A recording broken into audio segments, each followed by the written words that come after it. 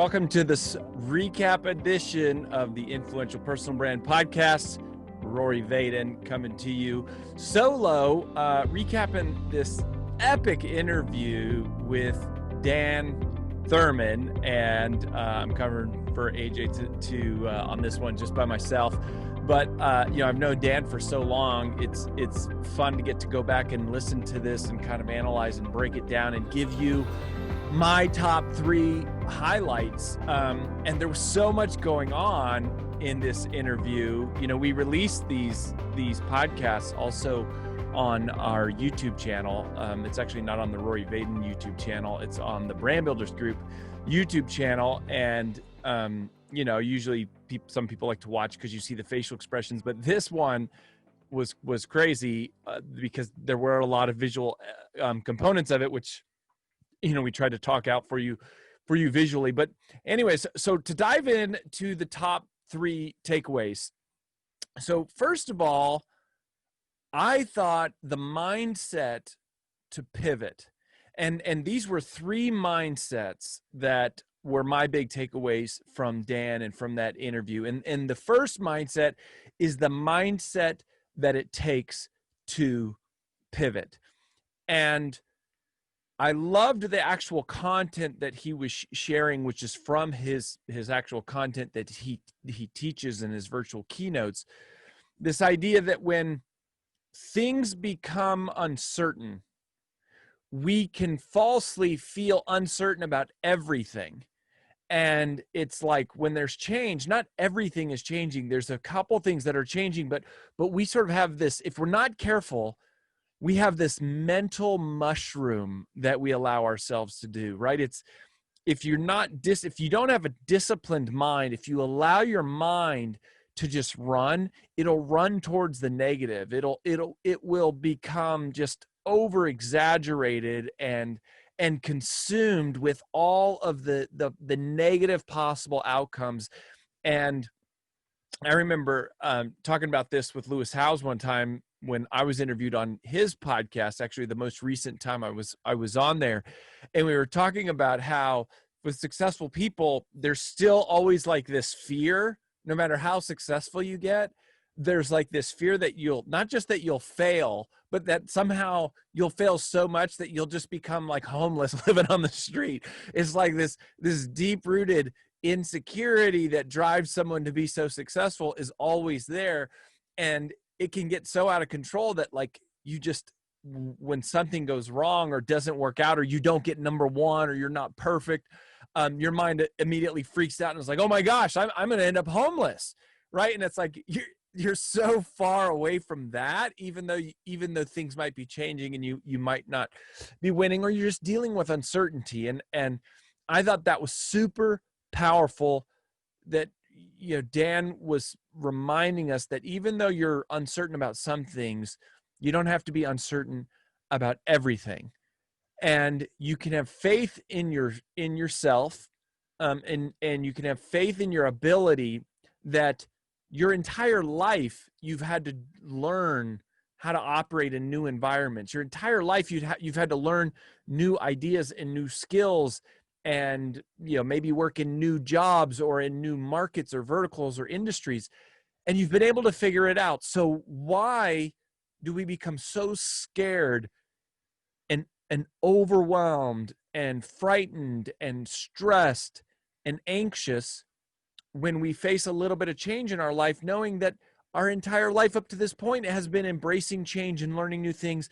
We have the ability and the knowledge to figure it out. And if you can just embrace that, you'll be able to pivot faster, and that's going to put you in a much better position. So that, I think, was the first thing for me, was the mindset to pivot and what that looks like. The second mindset is really the mindset to up level. And this one was more watching. It wasn't so much what Dan said, like it wasn't in the content. It wasn't when he was like teaching his content. It was just kind of watching and processing his demeanor and looking at how quickly, this is someone who's made a career speaking in front of live audiences. And that's like been the primary way that he's made money. And that business model of the live keynote speaker has been disrupted. I mean, it's been more than disrupted. It's been killed. It has evaporated. It has vanished. It went from, this is what I've been doing my whole life, to it disappeared overnight. So as much as like any business model, the model of live keynote speaking in the physical sense in front of live audiences disappeared overnight. There's no events. There's no gatherings worldwide. It has shut down. Travel has virtually shut down. And so here you have somebody, Dan, that's been his primary business, which, you know, we understand, we appreciate. It's always been a huge part of our business. But it's become less and less over the years. It's just been fewer engagements at higher fees, but still a smaller total of our proportionate revenue, because we've moved into more of building a real business kind of outside of just being on stage speaking. But that's a real scary thing. And what did he do? What has he done? He immediately turned to going, all right, I'm going to go virtual, but I'm not just going to do virtual presentations. I'm going to figure out a way to up-level the virtual experience. And he's got a 5-camera shoot, 3 sets going on in his house with this ability to, you know, create this variation of, you know, the types of just kind of the type of energy in which he's presenting with. And of course, if you actually watch this video of the interview on our YouTube channel, you'll get to just see. I mean, it's worth going to look, even if you don't watch the whole thing, but just kind of fast forward and see how this set changes. And it's amazing. He just like walks out of the screen and into another screen. It looks like he was walking into a new room, different camera angles. And it's a simple bit of technology, but instead of being paralyzed and terrified and you know, just scared, which would have been understandable. It is understandable. A lot of speakers are still reeling with trying to figure out what the heck they're going to do. He just said, how can I go virtual, and how can I up-level the experience? How can I take this performance and this production to another level, which people haven't seen? And so he quickly did that. And so the mindset there, which he also did talk about, is to go respond to uncertainty with new education, with new personal development, with new growth. You know, he didn't have all that technology before. He didn't know how to do all that. He figured it out because he was leaning into the change and going, great, I'm going to use this opportunity for change and challenge and uncertainty to learn something new and to prove that I have faith and confidence in myself, that I'll be able to figure it out by investing and growing and learning and saying, you know what, there's a way to learn how to do this. And that, I mean, gosh, that is why I think Brand Builders, part of why we're growing so much, is because people are realizing that online, I have to be able to do business online. There's no other way right now to really be steadily growing your business. And if you don't have those skills, if you don't have that knowledge, if you don't know how to write copy, if you don't know how to build funnels, if you don't know what words should be on a web page, if you don't know how to run a podcast or to run Facebook ads, or if you don't know how to do webinars, if you don't know how to create content, if you don't know how to manage social media, if you don't have systems for training a staff to like keep up with all this content production, you need to get going, and you need to get going fast, sweetheart. Like you need to get on it. And I think, you know, God just had his hand on us in terms of guiding our life to be sitting in a place to provide this education to people in such a systematic way. And maybe that's, you know, if that's you, then hey, you should check out Brand Builders. We do it as good, if not better, than anyone in the world. I really believe that. But maybe it's not your personal brand. Maybe it's some other part of your business that you need to learn.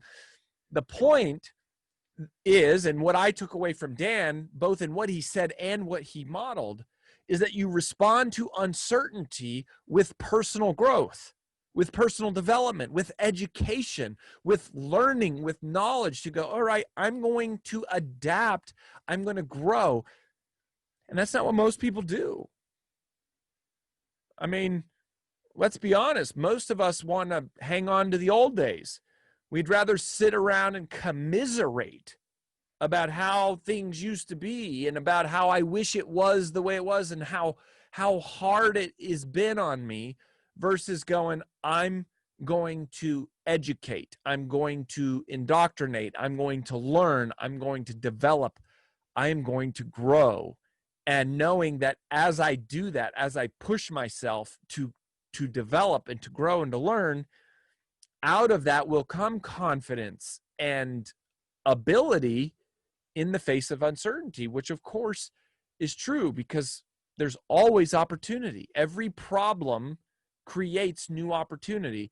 And anyways, I just thought Dan modeled it, and, you know, he talked about it and totally up-leveled his game to the point where when I put on my virtual keynote speaker hat, I'm going, crap, like, you know, he's setting a new bar for what that looks like, and going, man, we need to figure it out. We got to find ways to up our production and up the virtual experience for our virtual keynotes. And so anyways, what are you doing to learn? How are you growing your knowledge? How are you leaning in to change and uncertainty and instability with more education and more relevant education? And that was my second takeaway is the mindset to up level. So that's different from the mindset to pivot and just be safe. It's then adding on to it another layer, which is the mindset to up level. And then for my third takeaway, I'm actually, you know, I wrote this down. It's the mindset to serve. The mindset to serve. And this was the money line.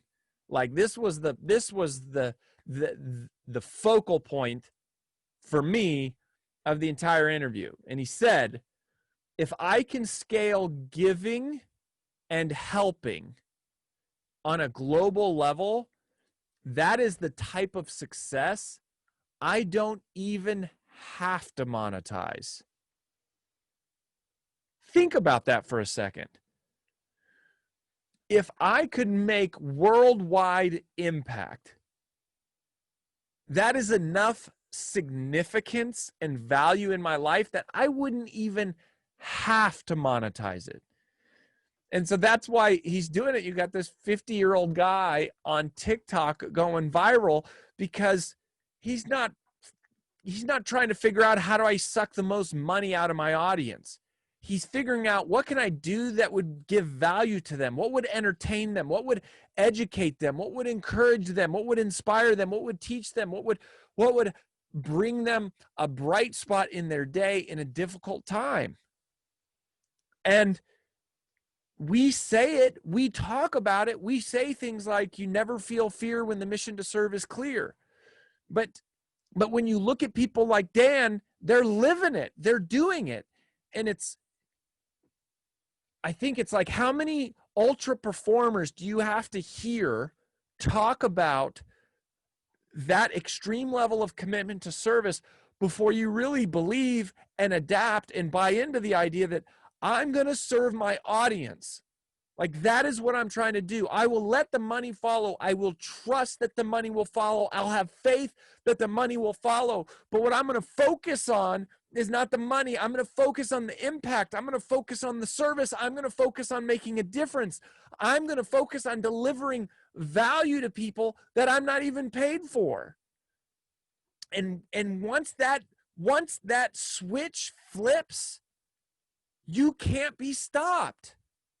Right? Like once that heart change really happens, like once that flip, that evolution, once that maturity, once that commitment happens, you can't be stopped, because you're saying it's not about the money, it's not about the followers, it's about making a difference. And you can turn on your camera and reach across the globe in one button. Right? Like, it's never been easier. So if you really want to make an impact, prove it.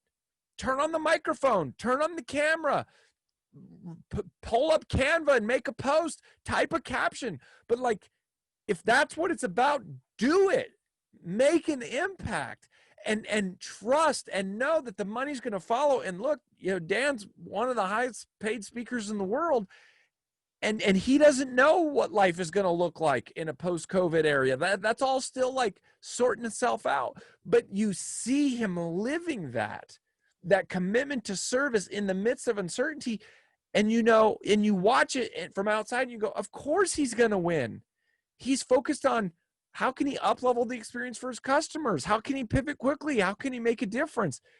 Eventually, the money's going to follow that. And that is why we say we serve mission-driven messengers. It's not that we don't care about money. We do care about money.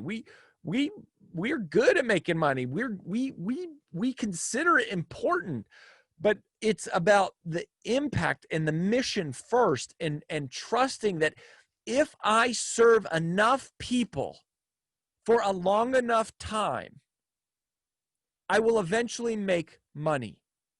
If I serve enough people for a long enough time, there's no way I don't end up making money. But when all I focus on is money, I'm not focused on service. And so when the money's not there right away, I give up because it's not there today and tomorrow and next week and next month and 6 months and maybe in a year, maybe even 2 years. And you go, I've been doing this for 2 years. I'm not making money. Yeah, eventually you're going to burn out. You're going to give up. Compare that to the person going, I'm just here to serve. I'm just here to give value. I'm here to up-level the contribution I'm making to the world, and I can't be stopped because there's no measurement that's going to slow me down. Like, I'm only going to make more impact. I'm only going to reach more people, whether it's 1 or 1 million or 100 million. I know I'm gonna naturally reach more and more people, and I know the money's gonna show up in some form or fashion. And that's a switch that you need to flip. And it's something that you have to flip regularly. It's kind of, it's like what we talk about in the Take the Stairs book. Success is never owned. Success is rented, and the rent is due every day. And the commitment to serve is never owned. It is rented, and the rent is due every day. You have to wake up every single day and make that conscious decision that I'm putting impact first, and I'm all in on making impact, and I'm going to trust that somehow, some way, if I'm all in on providing the best level of service and making the biggest difference I can, I'm all in on that, and I'm all in on having the faith and the trust and the confidence of knowing it will eventually work out. And that is how it is. That is always how it is. You just got to wake up and remind yourself of that every day. Whether there's one person watching or 1 million or 100 million. But if you can be making an impact, that's something that it's like you don't even have to monetize it. But you can, and you will. And we're going to show you how.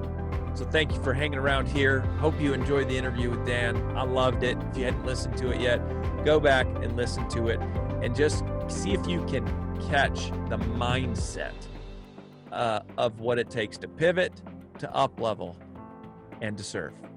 We'll catch you next time.